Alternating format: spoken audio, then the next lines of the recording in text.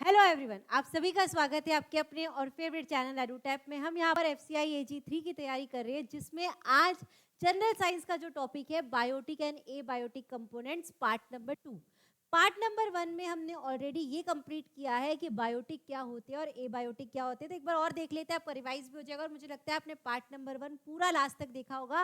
Part number 2 को भी आपको लास्ट तक देखना है, उसमें हमने बेसिक चीजें की थी। अब कैसे हार्ड क्वेश्चंस आपके एग्जाम में पूछे जाते हैं ये वाले टॉपिक से, ये हम पार्ट नंबर 2 में देखने वाले हैं। बायोटिक का मतलब क्या होता है? Living components.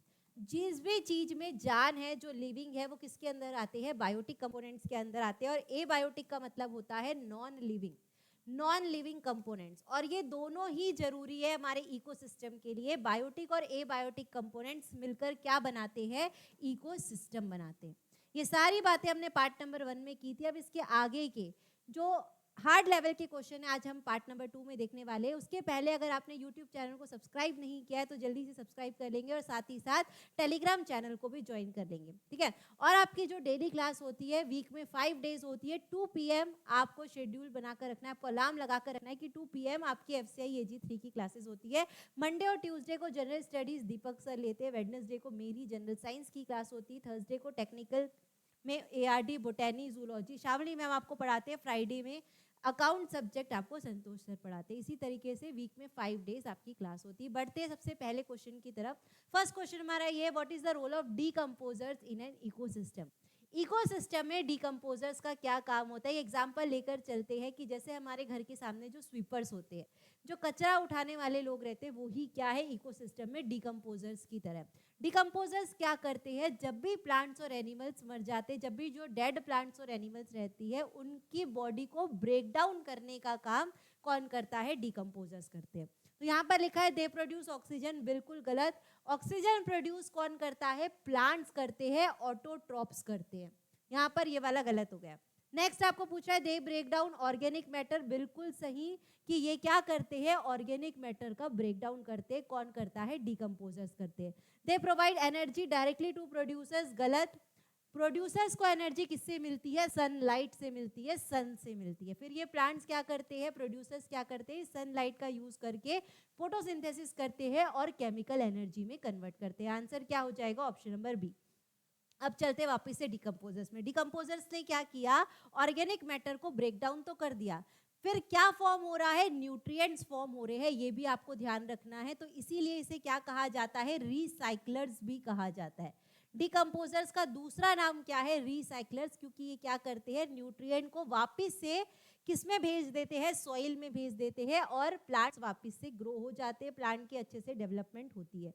तो यहाँ पर आपको याद रखना है decomposers is also known as recyclers. अब एक और यहाँ पर कॉन्सेप्ट आपके एग्जाम के लिए इंपॉर्टेंट रहेगा, ट्रॉपिक लेवल्स। ये क्या है? आपने सुना होगा फूड चेन। फूड चेन का मतलब क्या होता है? एक चेन चलती हुई आती है कि कौन किसको फीड करता है, किसको कहाँ से फूड मिलता है, वो उसको क्या कहते हैं? फूड चेन कहते हैं। इस फूड चेन को हम क्या कर रहे हैं? ट्रॉपिक लेवल्स पर ड्रॉ करने वाले।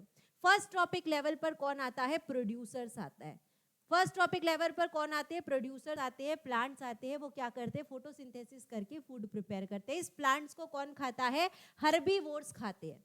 इस प्लांट्स को कौन खाता है? हर्बीवोर्स खाते हैं। इन्हें क्या कहा जाता है? Primary consumers. हर्बीवोर्स को और क्या कहा जाता है? प्राइमरी कंज्यूमर्स कहा जाता है। तो किसमें आते हैं? सेकेंड ट्रॉपिक लेवल्स पे आते हैं। हर्बीवोर्स को कौन खाता है? थर्ड ट्रॉपिक लेवल, यानी कि कार्निवोर्स खाते हैं। कार्निवोर्स को क्या कहा जाता है? सेकेंडरी कंज्यूमर्स भी कहा जाता है। और सबसे ऊपर पर फोर्थ ट्रॉपिक लेवल पर हमारे टर्शियरी कंज्यूमर्स आते हैं। अब मैंने ये क्यों बताया? अब मैंने ये कॉन्सेप्ट क्यों बताया? ये बताने के लिए कि डिकम्पोजर पर एक और क्वेश्चन ऐसा आता है कि डिकम्पोजर कौन से ट्रॉपिक लेवल पर आता है। तो आपको याद रखना है कि डिकम्पोजर्स जो रहते हैं ऑल ट्रॉपिक लेवल्स पर आते हैं। इनका कोई स्टैंडर्ड ट्रॉपिक लेवल नहीं है डिफाइंड। ये सारे ट्रॉपिक लेवल्स पर आते हैं, क्योंकि ये प्लांट्स भी मरेंगे, इनको डिकम्पोज कौन करेगा? डिकम्पोजर्स करेंगे। हर्बीवोर्स भी जब मरेंगे तो उनको डिकम्पोज करने का काम कौन करेंगे? डिकम्पोजर्स, रिसाइक्लर्स करेंगे। उसी तरीके से हर ट्रॉपिक लेवल में डिकम्पोजर्स की जरूरत पड़ती है। ये आपको ध्यान रखना है। इसका बेस्ट एग्जांपल है बैक्टीरिया और फंगी, ठीक है। अब मुझे लगता है ट्रॉपिक लेवल आपको बहुत अच्छे से समझ में आ गया होगा। आगे बढ़ते क्वेश्चन नंबर 2 में, which of the following statement about abiotic component is false. अब आपको ये पूछ रहा है सेकंड क्वेश्चन में कि एबायोटिक के लिए कौन सा फॉल्स है। एबायोटिक मतलब किसके बारे में पूछ रहा है, नॉन लिविंग के बारे में, नॉन लिविंग कंपोनेंट्स के बारे में कौन सा फॉल्स है, ठीक है। They influence physical and chemical factors like temperature and humidity. Abiotic factors में फिजिकल और सारे केमिकल फैक्टर्स आते हैं जैसे कि टेम्परेचर और ह्यूमिडिटी, ये बिल्कुल सही है। आगे बढ़ते हैं, they influence the survival of biotic components. ये बहुत ही इंपॉर्टेंट पॉइंट है, इंपॉर्टेंट और बहुत ही कॉन्सेप्चुअल पॉइंट है कि एबायोटिक की वजह से बायोटिक सर्वाइव कर पाता है। जैसे कि हम किसके अंदर आते हैं, बायोटिक के अंदर आते हैं। लेकिन अगर टेम्परेचर नहीं रहेगा, ह्यूमिडिटी नहीं रहेगी, एयर नहीं रहेगा, वाटर नहीं रहेगी, तो हम भी सर्वाइव नहीं कर पाएंगे। यानी कि एबायोटिक कंपोनेंट्स किसको इन्फ्लुएंस करते हैं, बायोटिक कंपोनेंट्स को। They undergo evolution and adaptation, बिल्कुल गलत, यही हमारा आंसर है क्योंकि यहाँ पर फॉल्स पूछा था। अंडरगो एडेप्टेशन और इवोल्यूशन ये किसके लिए होना चाहिए, बायोटिक के लिए। बायोटिक कंपोनेंट जो रहते हैं they undergo evolution and adaptation, ठीक है। तो ये आपको ध्यान रखना है कि एबायोटिक फैक्टर्स कभी भी इवोल्यूशन नहीं करते, कभी भी एडेप्टेशन नहीं करते। एबायोटिक कंपोनेंट्स क्योंकि नॉन लिविंग रहते हैं तो वो ये काम नहीं कर सकते। कौन करता है, बायोटिक कंपोनेंट्स करते हैं। आगे बढ़ते क्वेश्चन नंबर 3 में, in an aquatic ecosystem which of the following abiotic factors plays a crucial role in determining the type of organism that can survive। ऐसे कौन से एबायोटिक फैक्टर्स है हमारे एक्वेटिक इकोसिस्टम में जिसकी वजह से बायोटिक कंपोनेंट सर्वाइव हो सकते हैं। अब एक्वेटिक इकोसिस्टम की अगर बात कर रहा है तो उसमें बायोटिक ऑर्गेनिजम्स कौन कौन से आ जाएंगे, जैसे fishes, small fish, big fish, ये सारी जो फिशेज है वो किसके अंदर आती है, लिविंग ऑर्गेनिज्म के अंदर आती है। तो उनको सर्वाइव करने के लिए कौन कौन से एबायोटिक फैक्टर की जरूरत पड़ेगी, लाइट पेनिट्रेशन, बिल्कुल सही, क्योंकि एक्वेटिक इकोसिस्टम में जो फाइटोप्लैंक्टन्स रहते हैं, फाइटोप्लैंक्टन्स का मतलब एक्वेटिक प्लांट्स, फाइटोप्लैंक्टन्स जो रहते हैं वो लाइट की वजह से क्या कर पाएंगे, फोटोसिंथेसिस कर पाएंगे, यानी कि उनका सर्वाइवल लाइट पेनिट्रेशन पे डिपेंड कर रहा है। सैलिनिटी, बिल्कुल सही, सैलिनिटी पर भी डिपेंड करता है। जैसे कि ओशन के लिए अगर इकोसिस्टम पूछा है कि रिवर के लिए पूछा है, दोनों में फर्क है। उसके बाद डिसॉल्व्ड ऑक्सीजन, बिल्कुल सही, अगर कि ऑक्सीजन जो डिसॉल्व्ड है अगर वो एकदम सही है, एकदम सही है, तो फिशेज जो है वो अच्छे से सर्वाइव कर पाएगी। आंसर क्या हो जाएगा, more than one of the above. Answer क्या हो जाएगा, more than one of the above. की लाइट पेनिट्रेशन पर भी डिपेंड करता है, सैलिनिटी पर भी डिपेंड करता है, डिसॉल्व्ड ऑक्सीजन पर भी डिपेंड करता है। तो आपको ध्यान रखना है कि जो डीप सी ऑर्गेनिजम्स हैं वो लाइट पर ज़्यादा डिपेंड करते हैं, ठीक है, अपने सर्वाइवल के लिए। फ्रेश वाटर अगर स्पीशीज है तो वो सलाइन वाटर पे अच्छे से सर्वाइव नहीं कर पाएगी, तो सैलिनिटी पर भी डिपेंड करते हैं। अब डिसॉल्व्ड ऑक्सीजन की एक बार बात कर लेते हैं। अब मैं आपको एक और कॉन्सेप्ट बताने वाली हूँ, यूट्रोफिकेशन।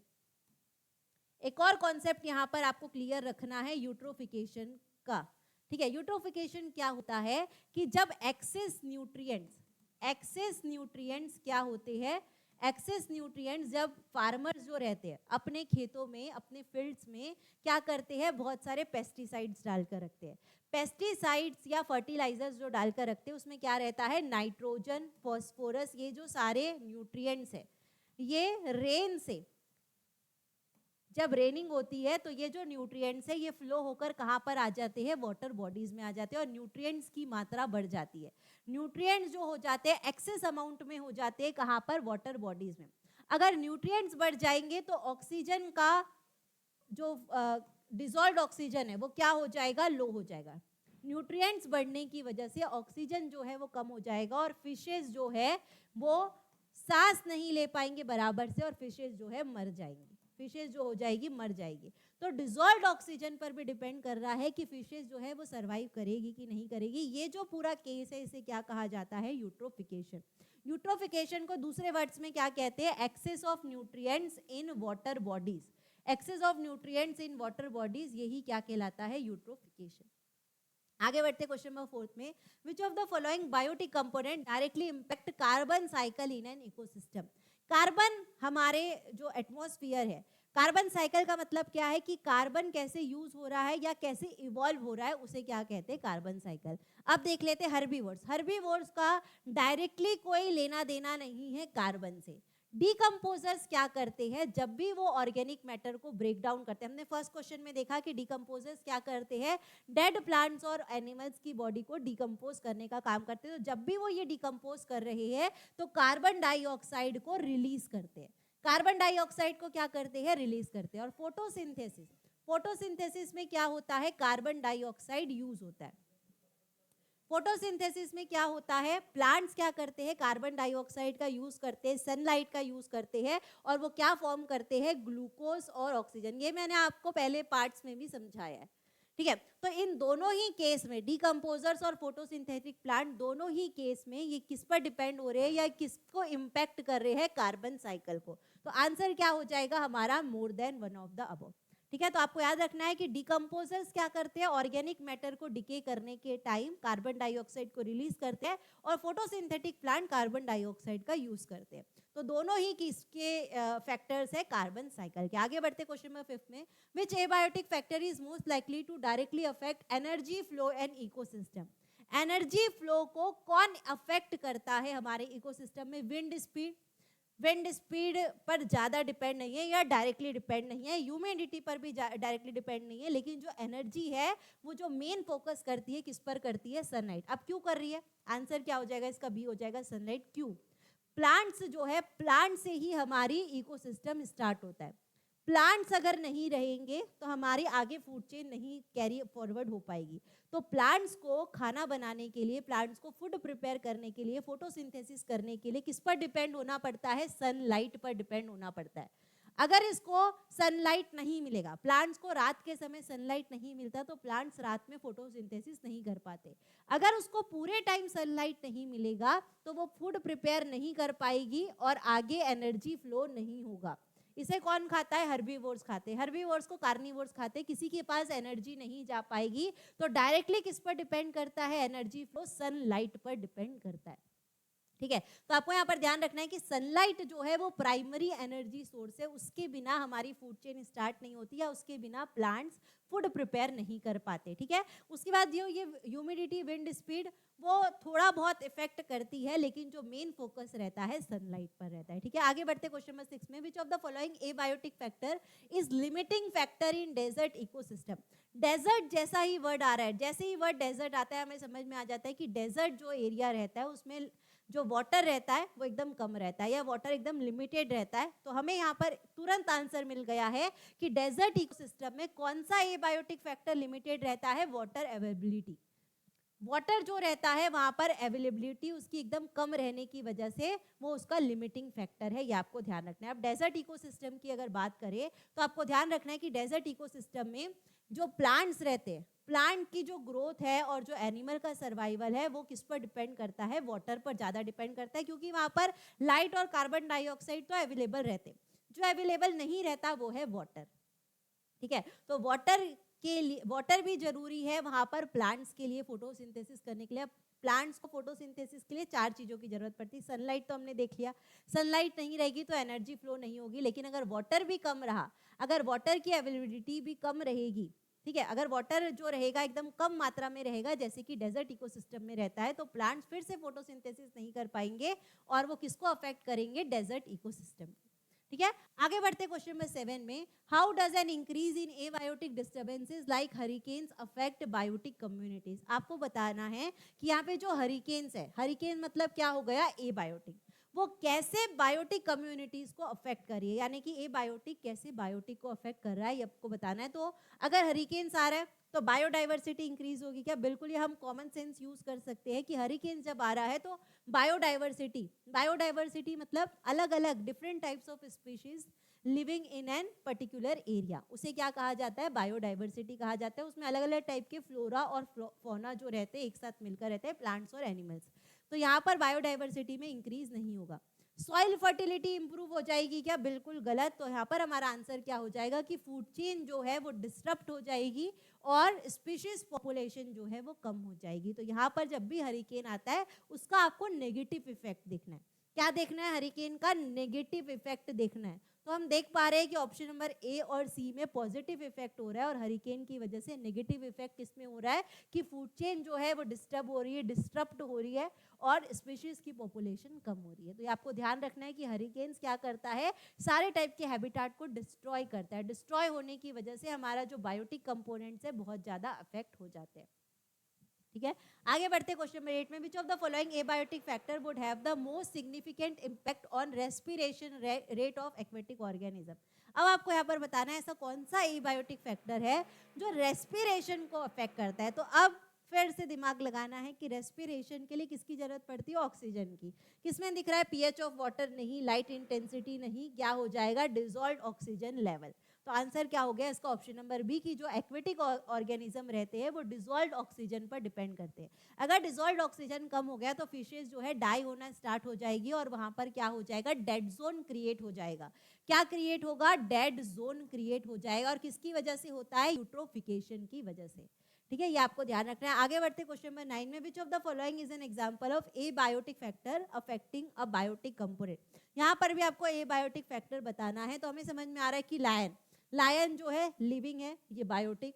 बर्ड्स जो है वो लिविंग है यानी कि बायोटिक। आंसर क्या हो जाएगा, ए हो जाएगा कि soil nutrients affecting plant growth. जो न्यूट्रिएंट सॉइल, जैसे हम फर्टिलाइजर डालते हैं तो क्या होता है, हम फर्टिलाइजर्स क्यों डाल रहे हैं, क्योंकि प्लांट्स की ग्रोथ जो है वो अच्छे से हो पाए। तो जो सॉइल न्यूट्रिएंट्स रहते हैं जिसकी वजह से हम फर्टिलाइजर्स डाल रहे हैं, तो न्यूट्रिएंट जो है सॉइल में इंक्रीज हो रहे हैं और जिसकी वजह से प्लांट की ग्रोथ हो रही है। सारी चीजें ही क्या है, एबायोटिक फैक्टर्स है। आंसर क्या हो जाएगा हमारा, ऑप्शन नंबर ए।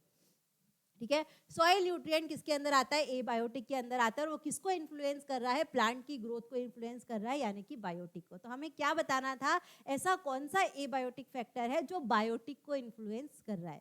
आगे बढ़ते क्वेश्चन नंबर 10 में, लास्ट क्वेश्चन है, विच of the following is not a characteristic of abiotic factor. Abiotic की क्या क्या कैरेक्टरिस्टिक नहीं होंगे, एबायोटिक मतलब नॉन लिविंग। नॉन लिविंग की क्या क्या कैरेक्टरिस्टिक नहीं होंगे, तो दे आर नॉन लिविंग, ये तो कैरेक्टरिस्टिक एकदम इंपॉर्टेंट है और हमने याद भी कर लिया है। They include temperature, water and minerals, ये भी क्या है, नॉन लिविंग है यानी कि ये भी इसका कैरेक्टरिस्टिक है। They depend on biotic components for survival. Abiotic को कभी भी बायोटिक पे डिपेंड नहीं होना पड़ता, बायोटिक को एबायोटिक पे डिपेंड करना पड़ता है यानी कि ये वाला ही गलत है। हमारा आंसर क्या हो जाएगा, ऑप्शन नंबर सी। ठीक है, हमेशा ध्यान रखना कि कभी भी एबायोटिक बायोटिक पे डिपेंड नहीं होता, बल्कि बायोटिक एबायोटिक पे डिपेंड होता है सर्वाइवल के लिए। तो आंसर क्या हो गया हमारा, ऑप्शन नंबर सी। तो ये थे हमारे आज के 10 क्वेश्चन।